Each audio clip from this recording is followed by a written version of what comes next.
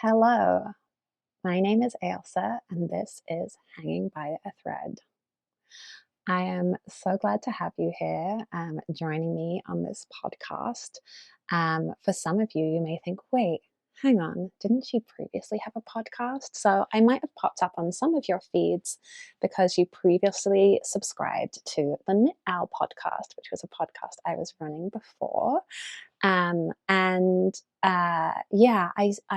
have had a tough year. It's been a hard year, and I hadn't posted any Knit Owl videos for a while, and I wanted to come back to making a knitting podcast, but that name, that content wasn't resonating with me anymore.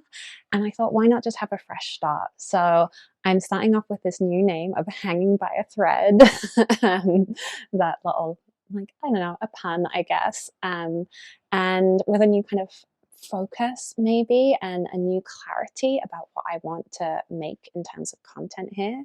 So this is a knitting podcast. You will get pretty much the standard knitting content that we all know and love. But I wanted to share a little bit about what I'm hoping my focus will be in this channel and some of my inspirations.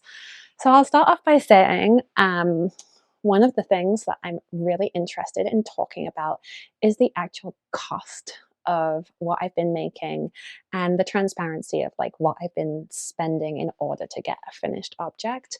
I really admire the way that aka Nora Knits does that. Her breakdowns were incredible.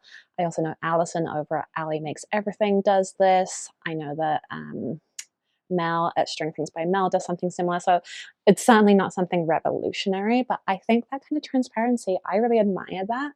And like thinking about the costs behind the projects we make and even just like what is the value of a garment is really, really interesting to me and something that I want to make sure I'm digging into. The second focus I want to bring to this channel is the idea of slow fashion, intentional making. It's something that I've recently been realizing for myself that I've been getting into a bit of like hyper consumerism with my yarn buying, and like zero judgment on anyone else. But for me, I could feel my yarn purchases getting a little bit out of hand. And so I'm interested in thinking about and talking about, slower making practices, and being really, really intentional with making. I think like one of the big inspirations here would be Emily from High Fiber Knits. I know she had a whole like series on this a while back, so that's definitely a big inspiration. And then the third focus I want to have is thinking about our knitwear over the long term. So the standard podcast format is obviously like, what are my whips? What have I just finished? What's brand new and shiny? And don't get me wrong, I love that. But I also love having the check-ins later down the line of like, how did that object actually perform long term? How did that garment fit into a maker's wardrobe? What lessons did they learn as they wore and got to know the garment more fully? So I love those. Good Knits, she has a really great series on like reviewing her knits after they've been worn for a while. I think String Things by Mel again also has performance reviews, so those are some inspirations there. So that's kind of what I'm hoping to bring to this channel. That's kind of what I've realized I really love and feel passionate about when I watch other knitters' YouTube channels. So that's what I'm hoping to bring to Hanging by a Thread. Today, I am going to share a standard podcast format video with you. We're going to talk about some finished objects, what's on my needles, and then at the end, I might have some recommendations for you. We'll see if I get there. It's been a while since I've sat down and done one of these things, so bear with me if it's a little bit whatever that hand gesture means. Okay, let's talk about finished objects. So my first finished object is what I am wearing. Yay. This is my California sweater.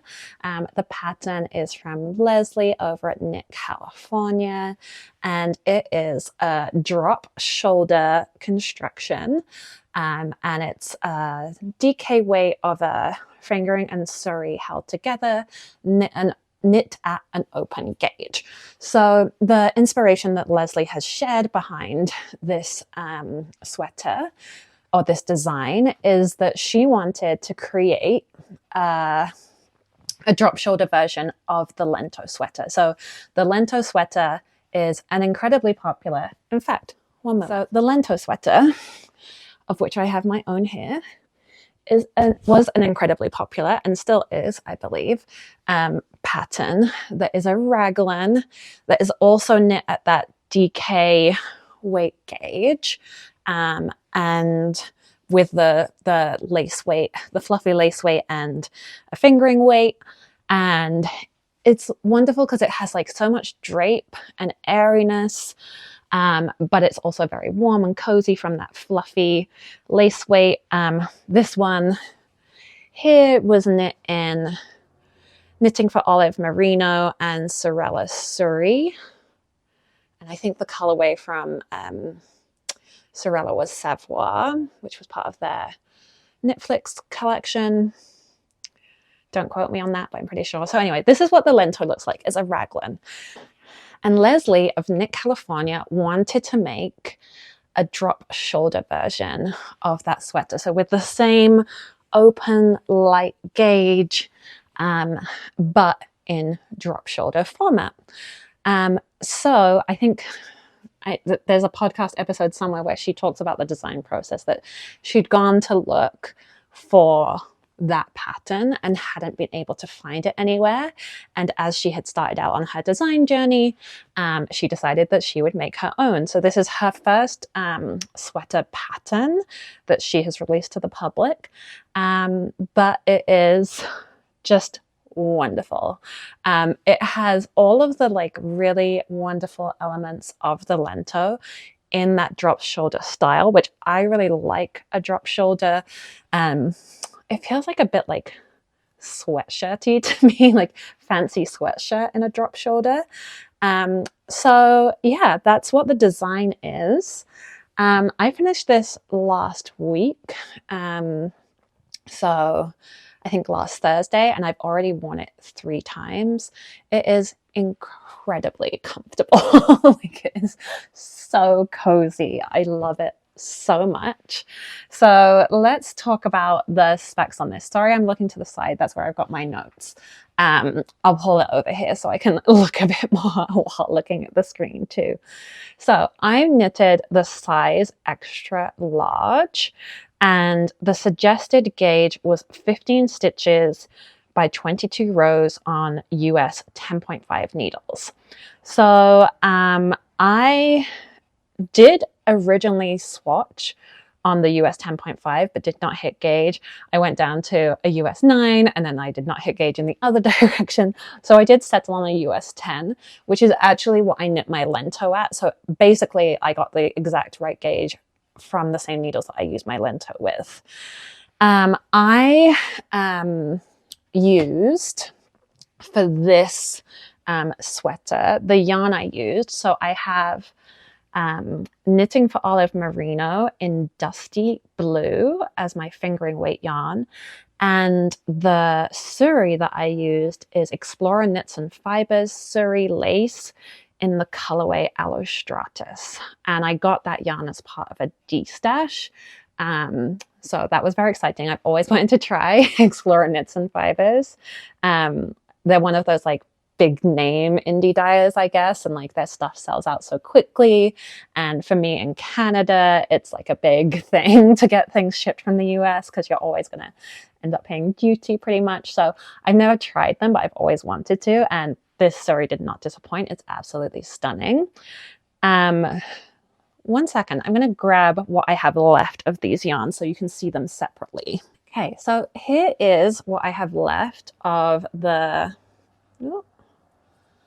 the Knitting for Olive Dusty Blue Merino. So that, like, I'd say it's almost like a baby blue. Oh, focus in. It's almost like a baby blue. I'm not entirely sure that the lighting here is capturing it. So that's what I had as my fingering weight. And then the Surrey, this Allostratus, is like, I would say like a grey, purpley, bluey, like it can capture different lights, different colors in different lights. It's blowing out quite a lot here on camera, but yeah, it's got like a lot of, it can lean in a lot of different ways. So that's the two yarns separately. They look quite different when you hold them up to each other. Like, this one is a lot more gray. This is obviously blue. What I love in the fabric of the sweater is because you've got those differences of colors, like it's almost, my apologies if me moving is going to cause the mic to, but it's almost like you get, and I think it's going to be hard to show this on screen, but you almost get like that shifting opalescent look from the colors. So it's like, it's almost like, wait, is it blue? Is it purple? Is it gray? Like there's a quality to it that I really, really like. Like it's not just a flat color, I guess is what I'm saying. And so I find that really lovely. I feel very happy with how that turned out. I actually think the color works quite well for me. It's not a color that I'm always drawn to. I feel like there's been a big trend this year for knitting people to get their seasonal analysis of their colors. And I did do one of those and came out as a soft summer. And this is one of the kind of colors that was suggested as one that might be good for me, but it wasn't something that I would have been naturally drawn to. But I'm actually really happy with how it looks. I feel really comfortable in this. Yeah, so I'm very, very pleased with the yarn. It is soft as a cloud. It is absolutely wonderful, the yarn. So I'm very, very excited by that. Let's talk about the knitting process of this. So as I've said, drop shoulder design. So you start by casting on the back panel, you knit for a bit, you pick up at the shoulders and knit forward, you join at the front, knit for a bit, and then you join in the round, knit your way down, and then you pick up your sleeves and knit those. So very basic, familiar construction. If you've ever knit a drop shoulder before, this won't be difficult for you. And even if you haven't knit a drop shoulder before, it's not going to be tricky to follow. I think if you have any kind of garment making experience, you're going to understand how to get this done. The pattern was written really clearly, very well structured, easy to follow. So no complaints there. Just very, very straightforward. I loved that one of the tips that was included was when you're doing your sewn bind off. So all of the finishings have sewn bind off so that you get that nice clean edge at the hem or the cuff. And there was a tip in the pattern to just use the fingering weight. You don't need to use the Surrey, and it makes it easier if you're just using that smoother merino. What a fantastic idea, and so helpful. So there were really helpful tips along the way, and just, yeah, like links to videos, everything that you could want. A really simple, easy to follow, not overly long pattern, but with the right amount of information and links and tutorials that you could go follow if you needed that extra support. So love the pattern, really excited by it. In terms of mods, so as I mentioned, my gauge was different to the designer's gauge, so I did go down a needle size in order to hit the right gauge.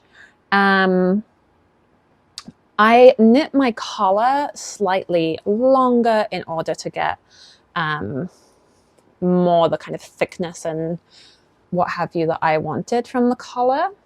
I knit my sleeves a lot longer than the pattern suggested because I wanted to have this really cozy vibe where like the sleeves could come over my hands. So that is not what the pattern design is. That was a choice I made for the fit that I wanted.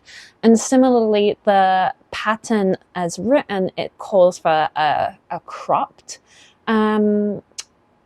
version of this sweater. I've just realized from having knitted a few sweaters in the past year that were cropped, like I just don't love when it hits me like right at my waist. And so I did lengthen the sweater in order to again get the look that I wanted.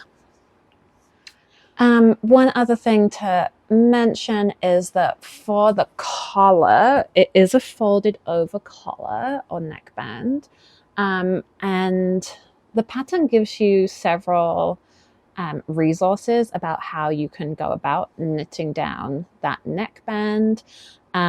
What I chose to do was follow a tutorial that I'm going to link below for how you could do a sewn down neckband, but like sewing it from your needle. I don't think I can really do a good job of explaining what I mean by that. So I will just link to the tutorial that I used in the notes below, and you can check that out if you're interested. I think the only other thing of note to say that I did is that on my ribbing, I knit the ribbing inside out because I just like how my ribbing looks on the wrong side more than I like how it looks on the right side. So there is the right side of the ribbing, there is the wrong side, and I just prefer how it looks when I knit inside out. So I switched directions in order to get that effect. So yeah, this is my California sweater. Again, it's very fresh off the needles, but I am so pleased with it. I'm so happy. Oh, the other thing I should say is it took me a total of 29 days to knit. So that is one of the key benefits of this open gauge kind of project. It's very similar with the Lento. They knit up so quickly because you've got that DK weight but on a much bigger needle than you would usually knit a DK garment at.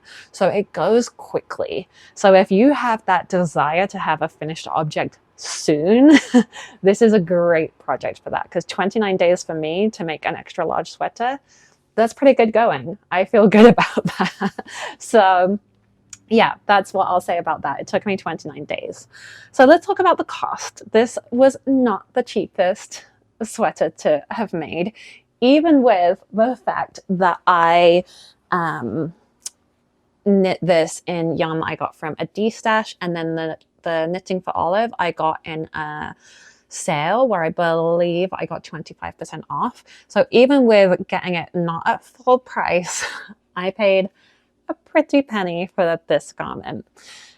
So my total cost for making this garment was $191.02.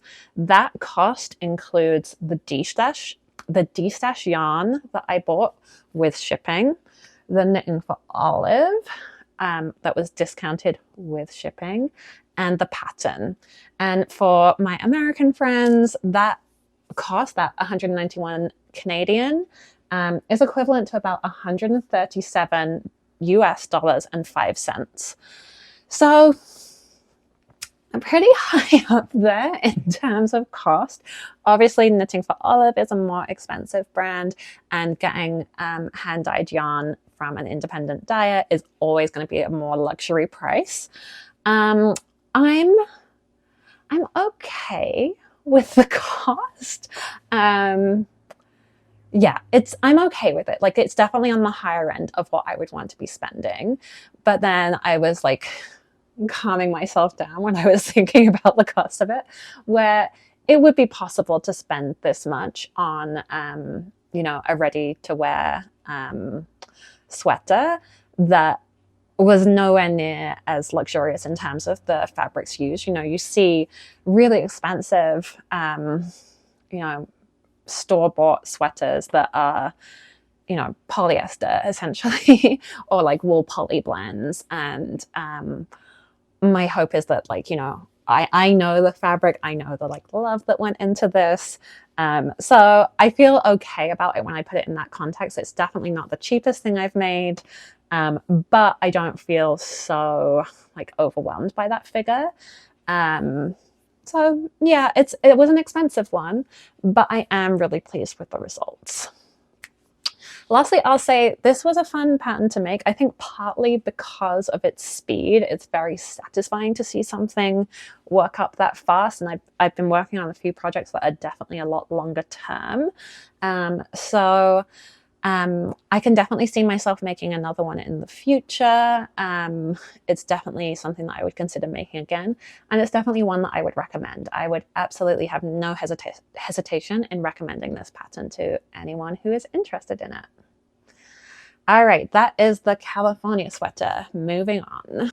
Okay, the next finished object I have to share with you, I am actually just taking off my feet, is this pair of socks. So, I don't want to get like these too close to you. They've just been on my feet, but here they are. So this is a fairly basic, straightforward sock. It's a 2x2 rib sock. It is based on a pattern in Summer Lee's book, which I'm forgetting the name of. I will make sure I have that below. And yeah, it's just a basic 2x2 rib. I say it's based on that sock because once I kind of looked up the numbers and like the basic construction, I just followed my usual sock process for knitting. I didn't really refer to the pattern, but that is where the inspiration and the everything came from. So it's got a fairly long leg. This is 80 rounds before I got to the heel flap and heel turn. And then I have US 9 feet, so I knit to the length that I needed. This is a 64 stitch sock. I've realized that where I've been wearing this, especially with the rib, which is so stretchy, I probably should have sized down. And I think in general, I might need to size down for my socks in general. Like that, it's that thing where when you wear socks, you want a little bit of negative ease, and they also stretch out with wear, and I'm just finding my socks are just a little bit too slouchier than I prefer. So I think in the future I might be experimenting with knitting some smaller socks. Anyway, all of that to be looked at in the future, I guess. This yarn is from Lichen and Lace. They are a Canadian hand-dyed independent dyer based in New Brunswick. And this is their 80/20 sock. I love this yarn. I have a lot of Lichen and Lace. It's so plump and bouncy, and they have wonderful colors, and just a huge fan of what they do. Honestly, if you don't know them, and if you're a sock knitter, highly, highly, highly recommend getting your hands on some of this. This colorway is called Wintergreen, and it was part of, I did sign up at the beginning of 2024 for the Lichen and Lace sock train, which is like a monthly subscription for their sock yarns, and they do custom limited colorways. I ended up canceling it after a little while because I wasn't knitting as fast as I thought I would. Like, I imagined myself making a pair of socks a month. That's just not what happened. Again, this is where I was saying earlier, like the consumption was getting a little bit overwhelming for me. So I did end up canceling, but not because I wasn't happy with what I was getting. It was wonderful. It was just too much for me. So anyway, this was their January color called Wintergreen. So let's see. Yeah, so you can see it's this like pale green with browns and lighter browns, like camely colors, and almost yellows as well. Kind of speckly What's interesting to me is this is like a single 100-gram skein, but like this sock, the like speckles and the browns are much more faded than in this sock. It's kind of weird that like there's such a difference between the two halves of the ball. But you know, that's fine. It's okay. I'm not too worried about it. Um, yeah, there's not a lot to say here about this. I mean, they're just like a fairly basic pair of socks, but I am I am trying to add more socks to my knitted wardrobe. I love wearing hand knit socks. So I was very excited to get these done. Let's talk about some stats for these. It took me 70 days to make these, which, you know, for some people might sound like a long time for a pair of socks. But for me, I have been known to take 8 months to make a pair of socks before because, you know, that second sock syndrome hits. Or for me, socks tend to be something that I kind of like pick up for like, you know, in between times. Or yeah, like it's not like I don't sit down and focus on a sock. It's like a kind of like fit it in project. So 70 days was pretty good for me. I was happy with that. The total cost for this for me, I didn't pay for the pattern because I borrowed the book from the library. So the cost was just for the yarn, which was $43 Canadian, or that's about $30.85 US.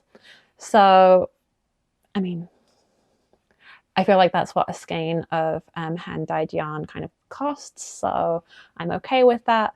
And I kind of knew that going in. So very happy with these, but not a lot more to say about them. So those are my finished objects. Let's talk now about some whips. And I'm gonna preface this by saying it has been a little cast on happy around here lately. So I have a few things to talk about. So bear with me as we go through. I will try not to take endless amounts of time on all of them, but just kind of introduce them maybe. Let's see where we're going to start.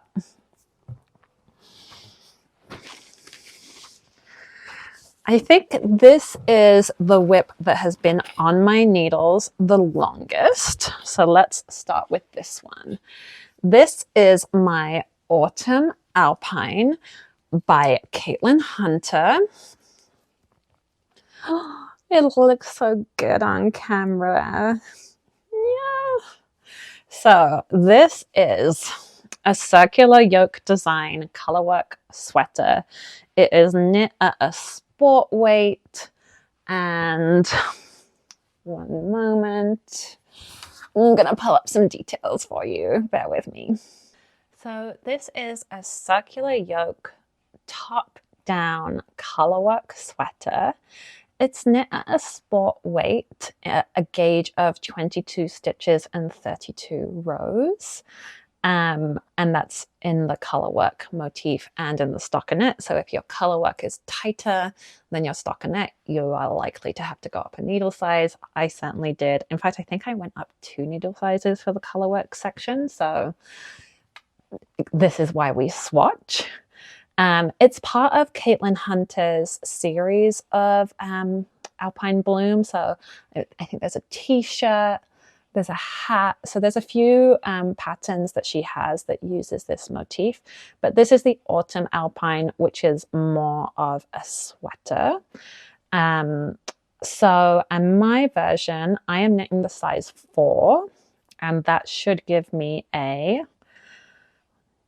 48-inch bust, bust circumference for the finished object. And I started this September 29th. So we're coming up on a couple of months on this project. Let me show you where I am at. And in terms of the yarn I'm using for this project, I have Knit Picks Wool of the Andes as my main color. That is in the color Hollyberry.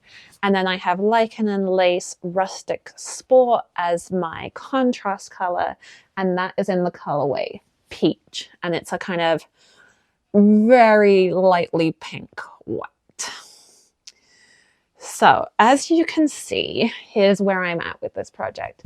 I have my colorwork yoke complete. I have one sleeve done, though we'll talk about that again in a moment. Another sleeve not done, and then I am working away on the body. So, I actually feel like I should maybe put this on to show you where I'm at. 1 second.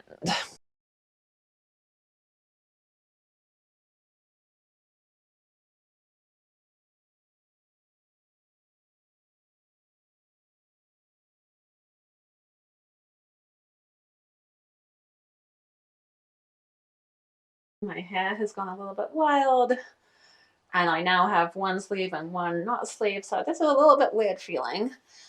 So this is how it looks, how it's sitting. I'm a little bit concerned at the moment about this, and really any advice you have would be very welcome. So if I stand up, okay, you can see that I've got just under the bust here, excuse my sweatpants. So I've got quite a lot more of the body to go. It is intended to be cropped, but I might want the length a little bit longer. You can see the sleeve is looking way too short. So I'm thinking what I might have to do once I finish the body is block the sweater with before doing the second sleeve to check how much the sleeve length grows, and if I'm like, but like I'm not gonna get that much in blocking from a non-superwash yarn. So I might have to go in and do some sweater surgery to lengthen this sleeve. But let me tell you my hesitations about this. So I love the way this motif looks. I love this. I'm so happy with this. I am not loving this neckline. Like, one, it's like weirdly floppy. So the way that you do the neckline, it's got some color work. It's got like some ridges of ribbing interspersed with this like color work section here. It's sitting really high on me, and I'm not somebody who likes a very high neckline. And it feels like a little bit like and I just don't know, like I feel like it doesn't suit me very well. Like I feel like it's, yeah, I'm not sure about how that's looking, and I'm a little bit worried about the fit around the yoke to the arm, but I'm not sure if that's just because it's where it's an unblocked, and obviously the arm length is, I don't think the arm length is going to be right, and I'm going to have to do something about that. I haven't worked on this in a while. Hang on, I'm going to take it off because I feel a little bit weird with just like having this one arm out. One moment. So this is like, it's not quite in timeout. It's not been hibernating per se. It's just not what I've been drawn. Let me just readjust the camera. It's not what I've been drawn to work on lately. I really love the process of knitting the color work. I'm just concerned that I'm going to put a lot of effort into finishing the body, finishing the arm, doing all that, and then not be happy with the finished object.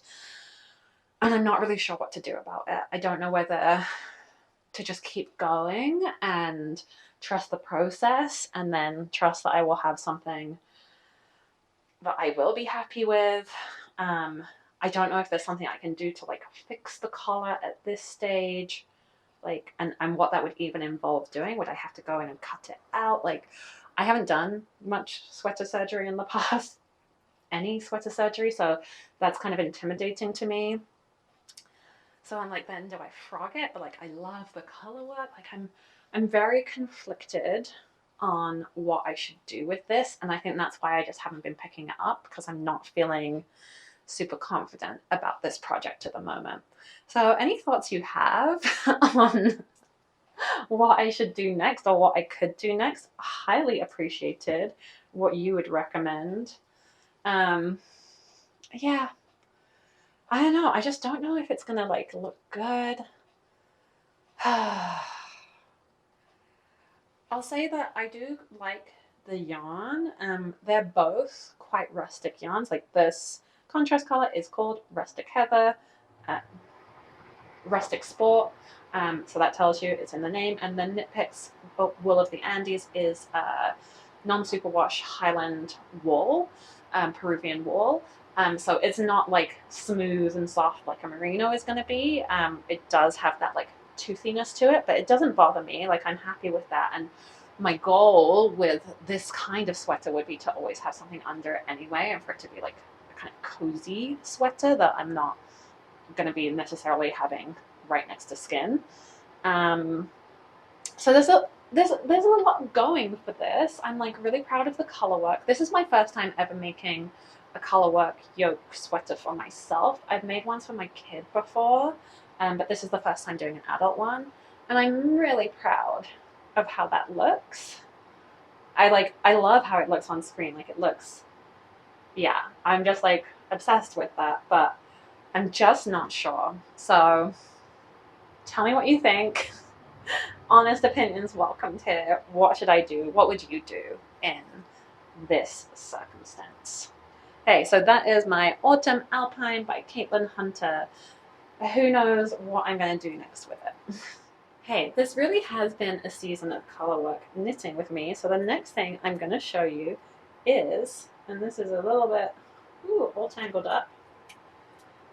This is my Under the Ivy cowl by Mishi Fraz Knits.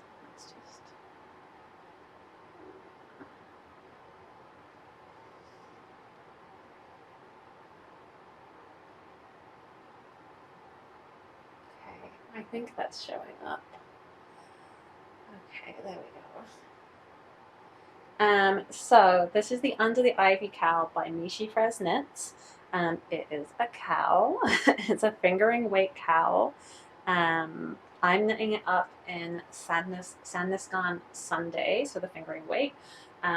This is the color cardamom, this like main color, and the contrast color is 9062. I don't have a color label for that, but it's this kind of focus. This garden green kind of color. This is, I saw this pattern on Michelle's YouTube channel, Not the Worsted, which I love, and I was obsessed as soon as I saw it, and I bought it right away when the pattern came out. Like, just love it. I love um, the flower motif. I love these vines coming along here. I loved how the finished object that she has created. So the way that this is constructed, well, let me take a step back, is you do a provisional cast on. I did mine over barber cords. That's my preferred provisional cast on method. Then you're knitting in the round a long tube, and then you're gonna graft that together. But Michelle's suggested finishing is that you're going to make a Mobius. Is that how you say it? Mobius? You're going to give it a twist.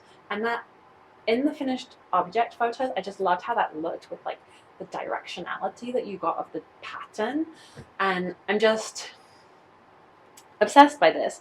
Really want this. It's just doing a cowl in fingering weight color work is a bit of more of a commitment than I realized. It is taking me a while because again, it's not been my main project, but I am very excited. And I also casted on like all of the things this fall, like just went wild with casting on. So it's not moving quite as quickly as I would like, but I am very excited by it. This one also, I have an Oslo hat knit in the same cardamom colorway, so I think it's going to look really great when I have like my Oslo hat and then my Under the Ivy cowl and like the coordinate and like, oh, just even thinking about that makes me more excited to continue on with this, so that's good. So I don't know, I would love I'm not even one way through the pattern repeat at the moment, and I think you need to get to, I think you need to do 2.5 pattern repeats. So I would love to have this done by January. I don't know how realistic that is. So we'll see. We'll see. But I would love to be able to wear it this winter. So maybe I need to give myself a little bit of a kick up the backside to work on this a bit more. So yeah, this is my very lovely Under the Ivy. And this has been on my needle since October the 18th. So a month and a bit so far, which, yeah, actually, like, given it's not been my main project and my main focus, I'm not feeling as bad about that when I say it like that. And with some more dedicated knitting time, I could maybe get a little bit further on. So, Under the Ivy by Mishi Frez Knits. All right, next up we have something I am knitting for my kiddo. I have a 2-year-old daughter, and I am making for her the Snow Sweater by Peniel Lawson for Knitting for Olive. They released this gorgeous set of patterns this fall with these like winter scene motifs, so like snow and pine trees, and like just loved it. And I was really excited to make the kids version for my little one. So it's a circular yoke, and then you have the plain yoke, and then it moves down into some color work down towards the bottom of the sweater. So pretty. I have only just started the color work, and I literally this morning realized I'd been working from the wrong size chart. So I'm gonna have to rip out my, like, I don't know, 6-7 rows of color work and go back to the correct chart. But you know, these things happen. That's fine. So yeah, I've got obviously the original pattern was designed for Knitting for Olive, so it uses merino and mohair held together. I didn't want to spend that kind of money on something for my little one, and I didn't want something that was going to require the level of care that was going to involve. If you have a small human in your life, you probably know, like, their clothes need washed very regularly, and I prefer to have something I can throw in the machine and the dryer. So I am using, instead of the Knitting for Olive merino and mohair, which would require hand washing and flat drying, I am using Barocco Vintage Baby. There we go. So I'm using this navy color for my background, a basic white for the snow, and then this like very bright green for my pine trees. The white and the green I had in my stash from previous projects, but I did need to pick up the blue. But this is a fairly affordable yarn. It is 52% acrylic, 40% wool, and 8% nylon. So I forget exactly what I paid. It's somewhere around like $5 to $6 a ball. So more affordable, and more importantly, like very soft and very like easy to care for. And that's what I was going for with this project for my kids. So yeah, I know people have thoughts and feelings about acrylic yarns or acrylic blends, but I find it works well for my kid and our lives. I've made sweaters for her in this yarn and other Barocco vintage yarns before, so I feel confident that it's going to work for her and she's going to be happy with it. So yeah, this one I am going on a trip on, or I'm going to my family in the UK from December 13th, and today is November 25th. I would love to get this made before I go on my trip to the UK. So You know, I have separated the sleeves. I do have to rip back a little bit, but not by a lot. She's only 2. Like, this should be doable. If I put my mind to it, this should be like absolutely doable to get done in the next couple of weeks. So that's my goal. We will see. We will see where I get to. One thing that's kind of interesting about the construction on this one is you do use short rows to raise the back neck. And then you also, right after you've split the sleeves, do short rows on each side, which I'm guessing is like, yeah, I guess it must just be like for somehow improving the fit, but I don't know how. But like, I'm curious to see how it looks on her compared to a previous circular yoke sweater I've done for her, where it had short rows in the back, but not at this underarm point. I'm really curious to see the difference in that. So that'll be interesting to see how this fits her. I'm not very good at visualizing what things like short rows are going to do. I mean, I know with the raising the back neck like that, I understand, but when it's something that I've not encountered before, I can't really imagine my way to what it's going to be. So yeah, I'm curious to see how this works out. Okay, I think that's everything I've got to say on the snow sweater for now. I think I still have some more whips to show you. I think I have 2 more. Bear with me. Okay, we are slowly working our way from oldest to newest whip. This is my classic 1x1 ribbed hat. And this I am making for my partner. So my partner has a hat in a very similar color from a store. It is 100% wool, but he is one of those people who finds like non-superwash wools like very scratchy. And so even though he loves this hat, he was like, could you make me one that's like similar to this but like softer? And I was like, yes, because he doesn't usually ask me for knitted things, and in the past I have been kind of bad about making him things in a timely manner.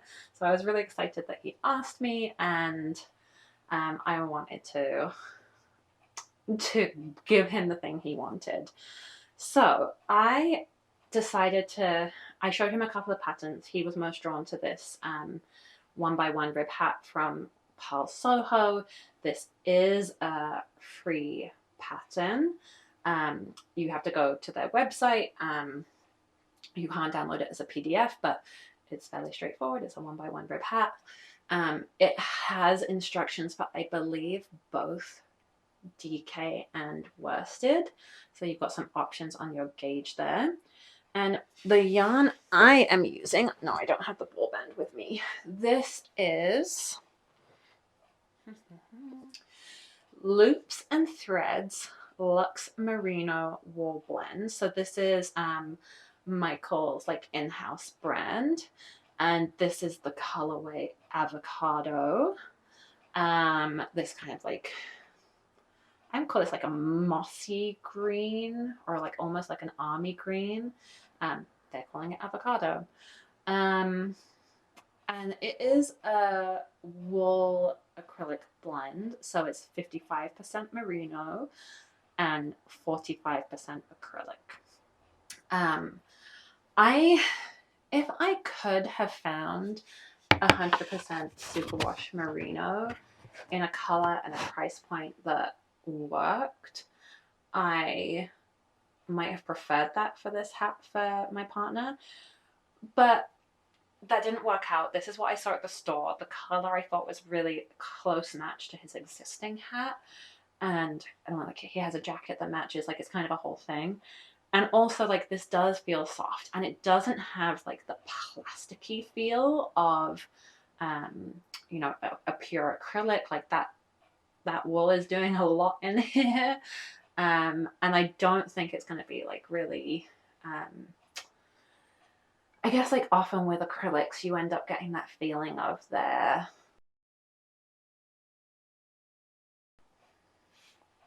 oh my God, I just realized I didn't put my microphone back on. 1 second.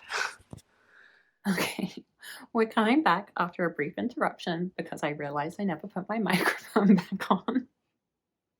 Did I tell you it's been a while since I've done this? Like, the chaos energy is high here. I'm so sorry. I would just went to go check like if there was like no sound on everything. I just spent like the last hour recording. And the sound, well, I mean, I'm gonna check it in editing. The sound wasn't amazing without the mic, but I'm hoping, fingers crossed, that in editing I might be able to save it. Okay, we were talking about the hat. I've forgotten what I was saying. The yarn I think is going to work really well. He seemed happy with the color. The pattern, I've just cast it on. We have the ribbing here.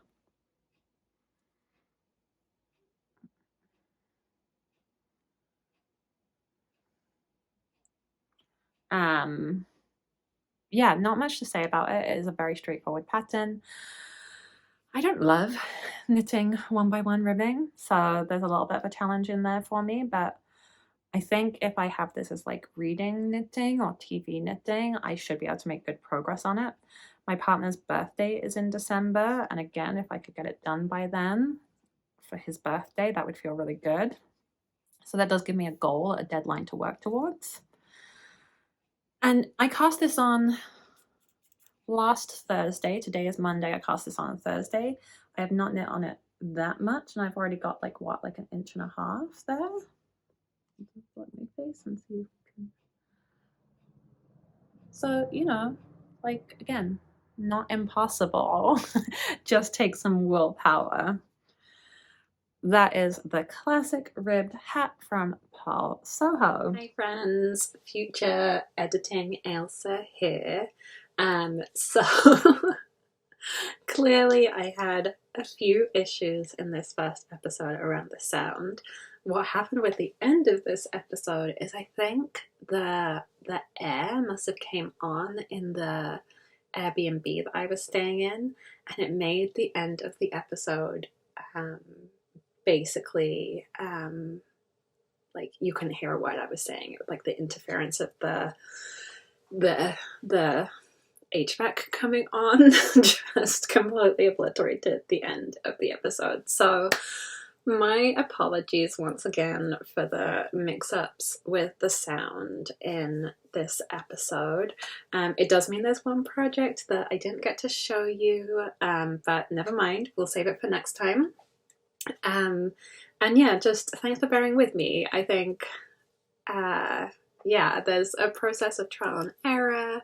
There's, you know, I'm an amateur at this and I hope to improve and learn more. So yeah, just thanks for, if you got this far, thanks for hanging out for this long. I'm looking forward to sharing some more episodes with you soon. And yeah, if you liked this video, if you got something from it, feel free to give it a thumbs up. Hit subscribe if you'd like to see more videos from me in the future. And do feel free to leave a comment. I'd love to know what you've been working on, what you've been enjoying lately knitting wise. And yeah, I'll catch up with you before too long. Okay, take care. Bye.